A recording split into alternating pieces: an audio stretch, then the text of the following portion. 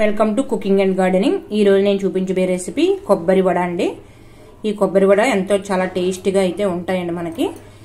మనం దేవుడికి నైవేద్యంగా కూడా మనం పెట్టుకోవచ్చు. ఎక్కువ నైవేద్యాలు పెట్టుకునేటప్పుడు ఏటేటి పెట్టుకోవాలో మనకు తెలియదు కదండి. అలాంటప్పుడు కూడా మనం ఇది ఒక రకం స్వీట్ అండి. ఇది చాలా టేస్టీగా కూడా ఉంటుంది. ఇది ఎలా ప్రిపేర్ చేసుకోవాలో మీకైతే నేను చూపిస్తానండి. కొబ్బరి వడ తయారు చేసుకోవడం కోసం నేనైతే 2 ముదర కొబ్బరికాయలు అయితే తీసుకున్నానండి. ఈ కప్పుతో 2 ముదర కొబ్బరికాయలు మిక్సీ చేసుకొని ఇలా కప్పుతో పక్కన పెట్టుకోవాలి. ఈ కప్పు అయితే పంచదార సరిపోతుంది. స్వీటు దానికి తగ్గట్టు మీరు ఎక్కువ కావాలంటే ఎక్కువ వేసుకోవచ్చు, తక్కువ కావాలంటే తక్కువ వేసుకోవచ్చు. ఇది వరిపిండి, దీనికి 2 కలిపి మనం మిక్స్ చేసి పెట్టుకోవాలి. ముందుగా ఒక బౌల్ అయితే తీసుకోవాలి. ఈ కొబ్బరి కొత్తురుని ఇందులో అయితే వేసుకోవాలి.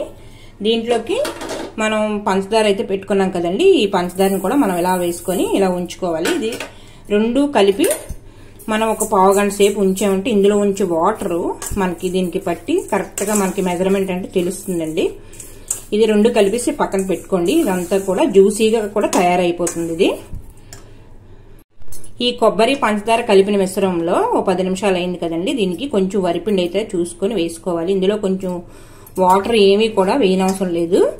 మన పిండి కరెక్ట్ గా కొలతలతో వేసుకున్నామంటే మనం చూడండి, ఈ పిండి కూడా ఇలాగా మనకి జ్యూసీగా కాకుండా మనకు కరెక్ట్ గా సరిపోతుంది. కొంచెం చూసుకొని వేసుకోవాలండి పిండి అంతే. మళ్ళీ ఒక 10 నిమిషాలు పక్కన పెట్టుకోవాలి. 1 కప్పు పిండి అయితే వేసానండి, కానీ ఇంకొంచెం పడుతుందండి. దీనికి నాకు కరెక్ట్ గా 1 కప్పున్నర పిండి అయితే పడింది. అంటే కొలతలతో అయితే 350 గ్రాముల పిండి పడిందండి నాకు 2 కొబ్బరికాయలకి. కరెక్ట్ మెజర్మెంట్ అయితే సరిపోతుంది దీనికి. చూడండి ఇలాగైతే రావాలి.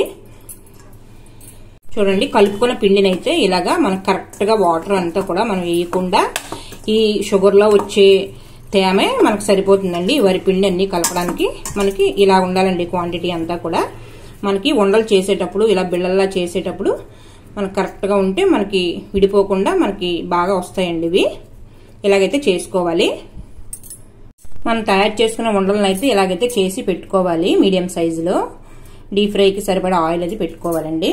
నూనె బాగా వేడెక్కిన తర్వాత మనం ఒక్కొక్కటిగా చేసి పెట్టుకున్న ఈ కొబ్బరి వేయండి ఇలాగైతే వేసుకోవాలి. కొంచెం స్టార్టింగ్ హై ఫ్లేమ్ లో పెట్టుకుని సగం కాలిన తర్వాత మీడియం ఫ్లేమ్ లో అయితే పెట్టుకోవాలి. కొబ్బరి వడ ఈ కలర్ వచ్చినంత వరకు అయితే మనం వేయించుకోవాలండి. లోపల పచ్చిగా కాకుండా పైన క్రిస్పీగా ఉండేటట్టు చూసుకోవాలి.